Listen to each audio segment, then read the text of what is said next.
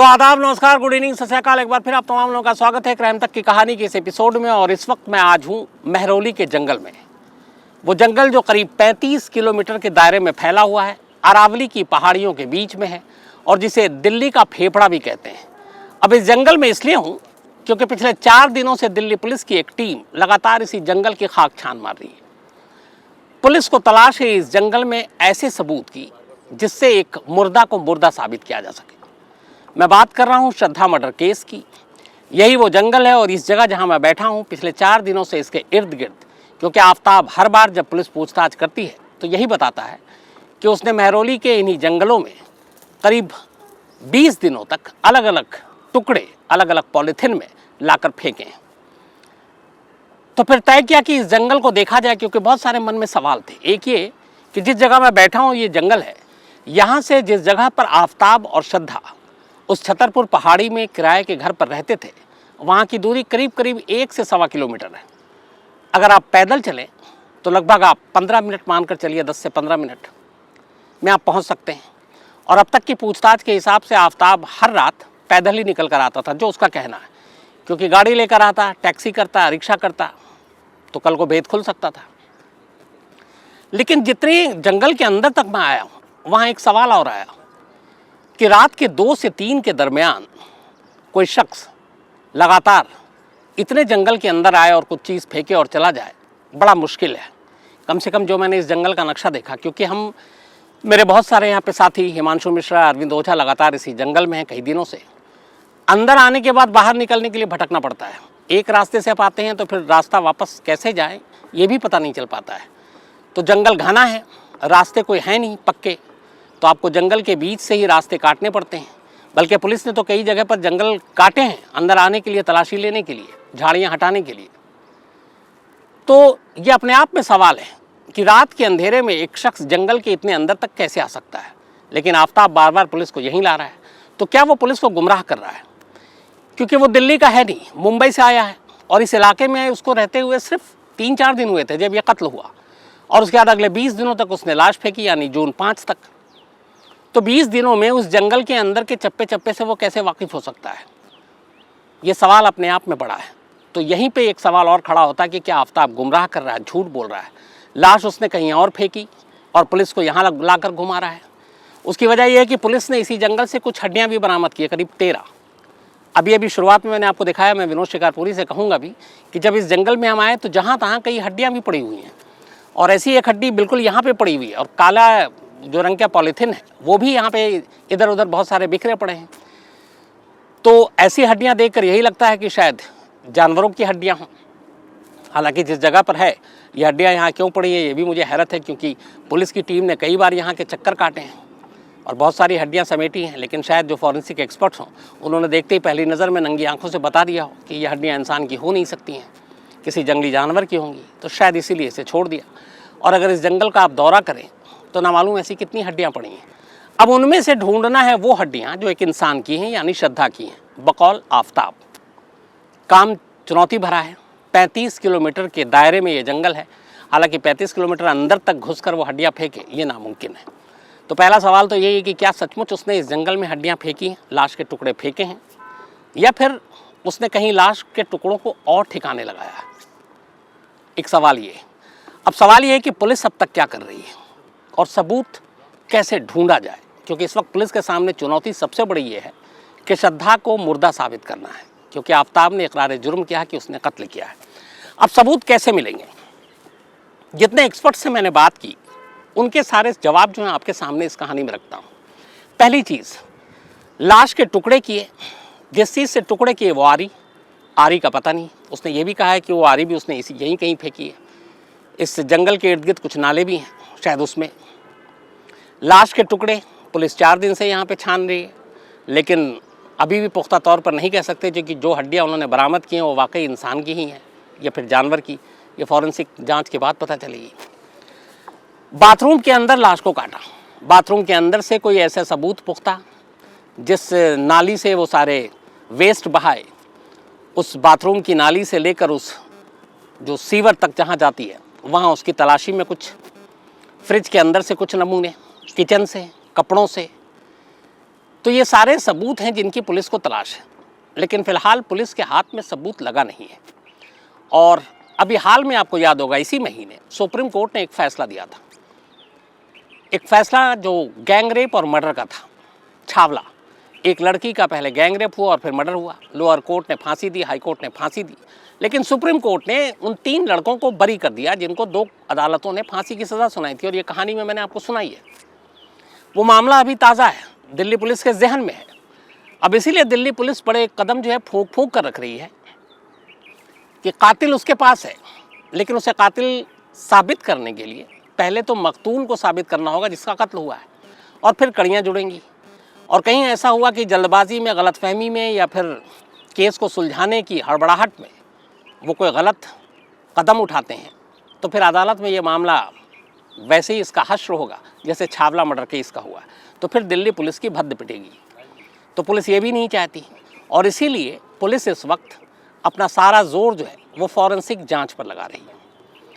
कुछ नई और जानकारी जो आफ्ताब ने दी है वो भी अब सामने आई है आज। हालांकि वो कितना सच बोल रहा है, कितना झूठ, ये मैं अभी यकीनन पुख्ते से नहीं कह सकता हूँ, लेकिन और कोई चारा नहीं। वो जो कह रहा है पुलिस उसी को मान रही, उसी हिसाब से जांच कर रही, उसी हिसाब से पड़ताल कर रही है। उसने ये भी कहा है कि उसने श्रद्धा का फ़ोन किसी को बेच दिया था। अब बेच दिया तो फिर EMI नंबर के थ्रू उससे मोबाइल का पता चल सकता है।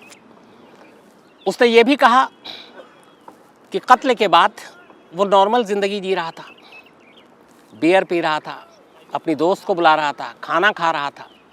लेकिन पुलिस और बाकी लोगों के जहन में एक सवाल जो लगातार कचोट रही है, परेशान है कर रहे सबको, वो ये कि आफ्ताब के लिए दिल्ली बिल्कुल नई जगह थी। दिल्ली में उसका अपना एक भी रिश्तेदार नहीं, कोई दोस्त भी नहीं, उसकी कोई ऐसी पुख्ता नौकरी भी नहीं, उसका यहाँ उसकी कोई प्रॉपर्टी नहीं, कोई बैंक बैलेंस नहीं। आमतौर पर कोई भी मुजरिम जब कत्ल करता है तो कत्ल करने के बाद सबसे पहले अपने आप को बचाने की कोशिश करता है, ऐसी जगह छुपने की कोशिश करता है कि पुलिस वहाँ तक न पहुँच सके।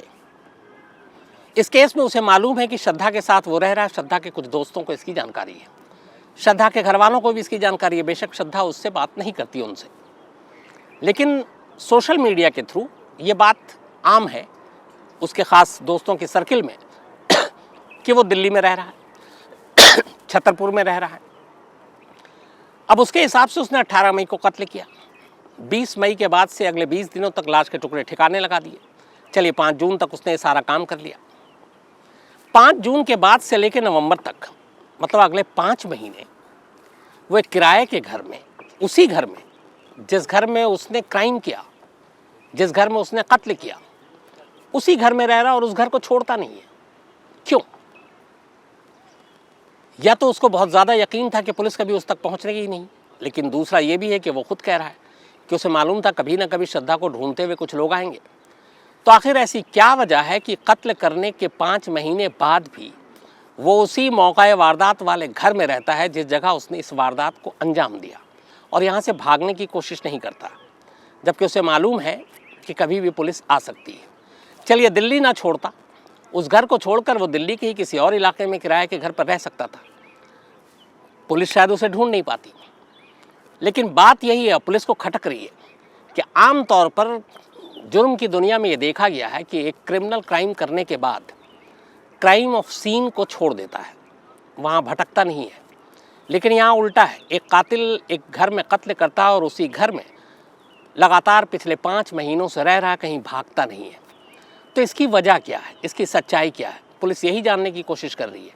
लेकिन आफ्ताब जिस तरीके से पुलिस को जवाब दे रहा है, पुलिस के सामने जो इंट्रोगेशन हो रही है, पुलिस को भी लग रहा है कि पुलिस के साथ वो कोऑपरेट नहीं कर रहा, सहयोग नहीं कर रहा, बल्कि घुमा रहा है। और यही वजह है कि लगातार पुलिस उसे लेकर जंगल जंगल भटक रही है, लेकिन सबूत के नाम पर कुछ नहीं मिला। अभी तक जो इस केस में सबसे अहम साबित होने वाला है आगे चलकर, वो आलाए कत्ल यानी आरी, जिससे कत्ल के लाश के टुकड़े किए गए, बरामद नहीं। मोबाइल बरामद नहीं, श्रद्धा के कपड़े बरामद नहीं, कोई भी ऐसा पुख्ता सबूत, खून या फिर लाश के टुकड़ों की कोई निशानी उस घर से जहाँ पे ये किराए पे रह रहा था बरामद नहीं। खुद इसके अपने कपड़ों में से किसी में भी कोई ब्लड स्टेन या बाकी ऐसी कोई चीज़ बरामद नहीं। सबसे इम्पॉर्टेंट, लाश का सर, उसने लाश के बेशक टुकड़े किए, लेकिन उसने पुलिस को बताया कि उसने सर के टुकड़े नहीं किए थे, गला काटा था, सर अलग उसने एक पॉलीथीन में रखकर फेंका था। अब सर ऐसी चीज़ है कि जो आसानी से छुपाई नहीं जा सकती। पुलिस को यह भी डाउट है कि उसने इस सर को कहीं ना कहीं ज़मीन के नीचे गाड़ दिया है ताकि वो किसी के हाथ न लगे और इसकी पहचान ना हो सके। हालांकि उसने ये भी कहा कि कत्ल करने के बाद उसने श्रद्धा के लाश के चेहरे को जलाने की कोशिश की थी ताकि उसकी शिनाख्त ना हो सके। लेकिन चेहरे को जलाने का यहाँ मतलब ये है कि फिर वो कहीं फेंकेगा तो किसी के हाथ वो सर लगे और उसके बाद वो चेहरा सामने आए। लेकिन यहाँ चेहरा और लाश का सर दोनों गायब, तो इसका मतलब है कि कहीं ना कहीं उसने इस सिर को, जो खुद पुलिस को लगता है, किसी जगह गड्ढा खोद कर दफना दिया है। लेकिन आज 5वां दिन हो गया पुलिस कस्टडी में, अभी तक वो गड्ढा जहाँ पे उसने दफनाया सचमुच अगर दफनाया है तो पुलिस को नहीं मालूम, जबकि पुलिस उससे लगातार पूछ रही है और ये सर एक बहुत अहम सबूत है इस केस में। तो कहाँ पे उसने गड्ढा खोदा, कहाँ दफनाया, नहीं मालूम। तो ये भी नहीं पता। इसका मतलब है कि आफ्ताब लगातार पुलिस को गुमराह कर रहा है। आफ्ताब को बहुत सारी चीज़ें पता है, लेकिन पुलिस से जो वो बात कर रहा है शायद पूरा सच नहीं बोल पा रहा है। तो आफ्ताब को लेकर पुलिस भटक रही है। आज 5 दिन की पुलिस हिरासत खत्म हुई। साकेत कोर्ट में उसे दोबारा पेश किया गया, जहाँ से उसे दोबारा पुलिस ने पुलिस हिरासत में मांगा ताकि आगे की पूछताछ और अभी तक लाश के जो बाकी सबूत हैं वो बरामद हो सकें। और अदालत ने उसे पुलिस रिमांड और दे दी, यानी पुलिस हिरासत में अभी कुछ दिन और रहेगा वो, ताकि जितने सबूत जो अभी तक हासिल नहीं हो सके हैं वो पुलिस तक पहुंच सके। लेकिन कुल मिलाकर जो फॉरेंसिक एक्सपर्ट है, जो मैंने आपको शुरू में बताया था कि इनको चाहिए क्या इस केस को सुलझाने के लिए, पहली चीज़, कोई भी एक टुकड़ों में बटी इस लाश का एक छोटा सा भी टुकड़ा मिल गया और DNA मैच कर गया, केस क्लियर। वो आरी जिससे ये कत्ल हुआ, जिस दुकान से उसने ख़रीदा उस दुकान के बारे में मालूम है, उसका मेक मेड कैसा है वो ये भी पता चल गया है, लेकिन वो कहाँ है ये नहीं मालूम। वारदात वाले रोज़ श्रद्धा के कपड़े जो उसने पहन रखे थे, जो उसने टुकड़े करते वक्त उसके कपड़े को फेंका, वो कपड़े अभी तक नहीं मिले। हालांकि उसने कहा था कि कपड़े उसने चलती हुई एक कूड़े की गाड़ी में डाल दिया था। अब वो गाड़ी, उसके बाद वो कूड़ा, फिर दिल्ली में ऑलरेडी कूड़े के 3 ढेर हैं, पहाड़ हैं, जहाँ सारे दिल्ली के गार्बेज जो है डंप किए जाते हैं। अब 2 करोड़ की आबादी है दिल्ली की। 2 करोड़ की आबादी में से कितने कूड़े हर रोज़ निकलते हैं, आप औसतन उसका अंदाज़ा लगाइए तो उसको ढूंढना बड़ा मुश्किल काम है।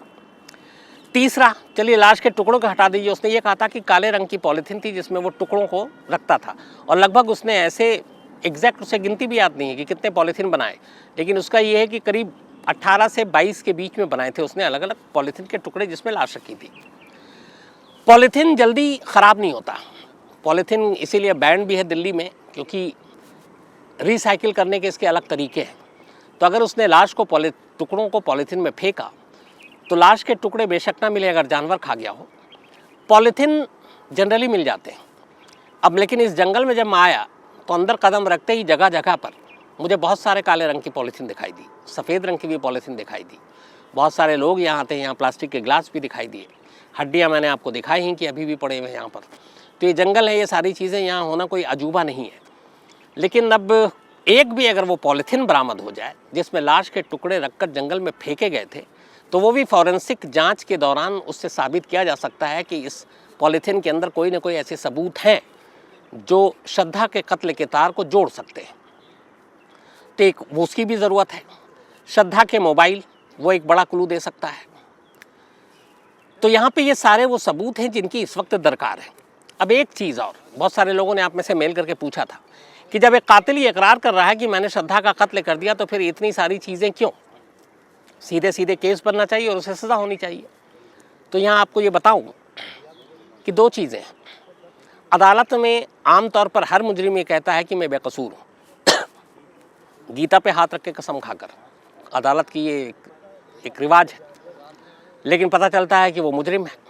उसी तरह बहुत सारे ऐसे केस हुए हैं जिसमें एक मुजरिम अदालत में खड़ा होकर कहता है मैं गुनहगार हूँ, मैं कातिल हूँ लेकिन उसके इकरार करने भर से उसी वक्त अदालत फैसला नहीं सुना देती कि ये तो मान चुका है, इसी ने कत्ल किया है तो चलो इसको सज़ा देते हैं। नहीं, अदालत का काम है दलील, वकील, जरह, सबूत, गवाह, इन सारी चीज़ों की रोशनी में उस केस को देखना। अब यहाँ अगर आफ्ताब यही चीज़ जो अब तक पुलिस के हिसाब से सामने आ रही कि उसने इकरार कर लिया है कि उसने श्रद्धा का कत्ल किया, और कटघरे में खड़ा होकर भी वो अदालत के सामने ये कहे कि मैंने ही कत्ल किया है, तो सिर्फ उसके कहने भर से उसको सज़ा नहीं होगी, बल्कि उसके लिए फिर वो सारे जो एविडेंस हैं, सबूत हैं, जो कड़ियों को जोड़ते हैं, वो अदालत के सामने रखना होगा। क्योंकि कई बार ऐसा भी देखा गया कि कई मुजरिम कुछ मजबूरी में अदालत के सामने झूठ बोलता है, ये कहते हुए कि मैं ही गुनहगार हूँ। तो अदालत का काम यही होता है कि हर पहलू को देखें। तो इसीलिए जो सवाल है कि अगर उसने एक्सेप्ट कर लिया तो फिर इतनी कवायद की क्या ज़रूरत है। इसी का दूसरा पहलू है कि अभी तो वो पुलिस में कस्टडी में, उसने कहा पुलिस मारेगी तो भैया जो भी है सब बोल दो, बोलो मैंने ही मारा है, बोल दिया। जिस दिन वो अदालत में पहुंचा, कटघरे में खड़ा हुआ, उसी दिन मुकर जाएगा। और अमूमन ज़्यादातर केस में यही होता है। वो कहेगा मैंने तो पुलिस के दबाव में उस वक्त बोला था कि मैंने कत्ल किया, मैं तो बेकसूर हूँ, बेगुनाह हूँ। तो वहाँ पे फिर पुलिस को ये बताना होगा कि ये झूठ बोल रहा है, ये देखिए ये सबूत है। तो उस वक्त अगर पुलिस पहली चीज़ कि श्रद्धा की मौत हो चुकी है, उसका कत्ल हुआ, ये रहा एविडेंस, ये रहे उसके लाश के कुछ टुकड़ों के नमूने, ये रहे उसके DNA प्रोफाइल, ये रहा उसका फॉरेंसिक जांच की रिपोर्ट, आलाए कत्ल हथियार आरी पुलिस ने बरामद कर लिया अदालत के सामने। ये रहा वो आरी जिससे ख़रीदा गया था, और ये रहा वो दुकान वाला जिसके यहाँ से ख़रीदी और उसने इसकी शिनाख्त की है। वो कपड़े जो श्रद्धा ने पहने आखिरी वक्त, कि ये रहे उस कपड़ों पर भी कुछ खून के और बाकी चीज़ों के निशान। उसके घर की वो नाली और उस नाली के ज़रिए मिले गए अगर कुछ सबूत निकला तो ये रहे उसी आफ्ताब और श्रद्धा के घर में जिस कमरे में कोई और नहीं रहता था, कि सारे सबूत। तो ये सारी चीज़ें साबित करती हैं कि श्रद्धा का कत्ल हुआ और इन दोनों के अलावा तीसरा कोई कैरेक्टर नहीं है इसमें शामिल। मोबाइल के कॉल डिटेल, कि ये दोनों के लोकेशन एक है छतरपुर में, वो सारी चीज़ें। तो जब ये सारी चीज़ें पुलिस एक साथ पुख्ता तौर पर अदालत में रखेगी तो फिर आफ्ताब के पास बचने का और बहाने का कोई दूसरा रास्ता बचेगा ही नहीं।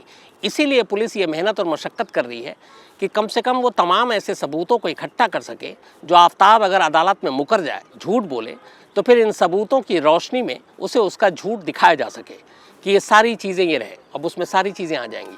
तो यही वजह है कि पुलिस लगातार कोशिश कर रही है। और शायद दिल्ली पुलिस के हाल में ऐसा ये पहला केस है जिसमें पुलिस की पूरी मेहनत फॉरेंसिक एविडेंस और सबूतों को कलेक्ट करने में है। वरना आमतौर पर पहले पुलिस मुजरिमों के पीछे भागती थी, अभी मुजरिम तो उसके पास है, लेकिन अब वो सबूतों के पीछे भाग रही है ताकि उस मुजरिम को मुजरिम साबित किया जा सके। सिर्फ उसके कहने भर से ऐसा नहीं होगा। तो यही वजह है कि वो भी जंगल के खाक छान रही है। दिल्ली की जो पूरी मीडिया है वो भी इस वक्त जंगल के खाक छान रही है। ये देखिए, मैं अभी आपको शिकारपुरी को कहता हूँ, जो हमारी पूरी टीम है सुबह से लेकर रात तक ये सारे यही जंगल में हैं। जब हाँ अंधेरा हो जाता है तो ये सारे, इसमें हिमांशु है, जैसे चिराग है, अमरदीप है, गोपाल शुक्ला है, हमारे ड्राइवर साहब हैं, मुँह घुमा लिया उन्होंने, उनके पीछे एक और हमारे कैमरामैन भाई हैं। तो ये सारे लोग सुबह होती है और शाम, इसलिए कि पता नहीं दिल्ली पुलिस कब यहाँ पे आ जाए। और मैं शिकारपुरी से ये भी कहूँगा कि इस जंगल को भी आपको दिखाएंगे पूरा, ये जंगल जहाँ तक ये दिखा सकें दाएं बाएं। तो ये सारे लोग लगातार मेहनत कर रहे हैं, इसलिए कि कभी भी, जैसे आज सुबह पुलिस की टीम यहाँ पर आई थी, करीब 3 घंटे तक रही। 3 घंटे आफ्ताब उनके साथ था। 3 घंटे तक उन्होंने जंगल के अलग अलग, जो अभी तक 2-3 बार आए हैं, वो अलग इलाके में ले गया, इसी जंगल में दूसरी तरफ ले गया था। आज पुलिस को वो दूसरी तरफ ले गया। तब टुकड़े भी इतने हैं कि मालूम नहीं कब कहाँ फेंका। कई बार तो पुलिस वाले ये भी बता रहे हैं कि वो जंगल में आता है, फिर कहता है मुझे याद नहीं, सारे एक ही जैसा लग रहा है, और मैं रात के अंधेरे में आया था। अब वहाँ पे ये कि रात के अंधेरे में कौन कहाँ पर आकर क्या फेंक रहा है दिख तो रहा नहीं उसे। उसने ये भी बताया कि कई बार रात के अंधेरे में जब वो आया तो इतना अंधेरा था कि उसने अपने मोबाइल की टॉर्च जो है उसको जलाकर अंदर दाखिल हुआ। लेकिन वो ज़्यादा देर तक टॉर्च नहीं जलाता था ताकि रोशनी से कोई देख न ले आसपास में, क्योंकि बाहर में जो है कुछ ना कुछ पुलिस की तो पेट्रोलिंग होती ही रहती है। लेकिन उसका ये भी है कि ये 35 किलोमीटर का जंगल है, पर वो ज़्यादा अंदर तक नहीं जाता था। वो आता था थोड़े अंदर तक, उसे लगता था जहाँ घनी झाड़ियाँ हैं, जहाँ थोड़े कांटे वाटे टाइप के हैं, उसी के बीच में उछाल कर वो फेंक देता था। कभी सहेज कभी नहीं रखता था। लेकिन अब वो कितना सच बोल रहा है, कितना झूठ बोल रहा है, क्या इसी जंगल में फेंका या फिर लाश को ठिकाने लगाने के लिए उसने कोई और जगह इस्तेमाल किया, कहीं जाकर किसी नदी में, यमुना नदी में और तो नहीं फेंका ताकि वो टुकड़े बहकर चले जाएँ। ये वो सारी चीज़ें हैं जिनकी पुलिस तफ्तीश कर रही है। लेकिन पुलिस का अपना मानना, जो हमारे सोर्सेज हैं वो बता रहे हैं कि लगातार आफ्ताब झूठ पे झूठ भी बोल रहा है और वो पुलिस को गुमराह करने की कोशिश कर रहा है। और शायद ये जो 6 महीना गुजरा, चूँकि 6 महीने पहले कत्ल हुआ, उसका कॉन्फिडेंस उस 5 महीने में बढ़ा था कि 5 महीने हो गए मैंने कत्ल किया, किसी को भनक तक नहीं लगी, कोई मुझे जान नहीं पाया। अब पकड़ा गया तो शायद वो 5 महीने के कॉन्फिडेंस को वो अब भी कैरी फॉरवर्ड कर रहा है और ये दिखाने की कोशिश कर रहा है कि चलो पुलिस ने पकड़ लिया, लेकिन ये केस को शायद उस तरीके से सॉल्व नहीं करेंगे, अदालत में तो मैं देख लूँगा। और यही वजह है कि पुलिस भी ज़्यादा इस वक्त एहतियात बरत रही है, ज़्यादा चौकन्नी है, ज़्यादा मेहनत कर रही है, सीनियर अफसरों की टीम लगी हुई है।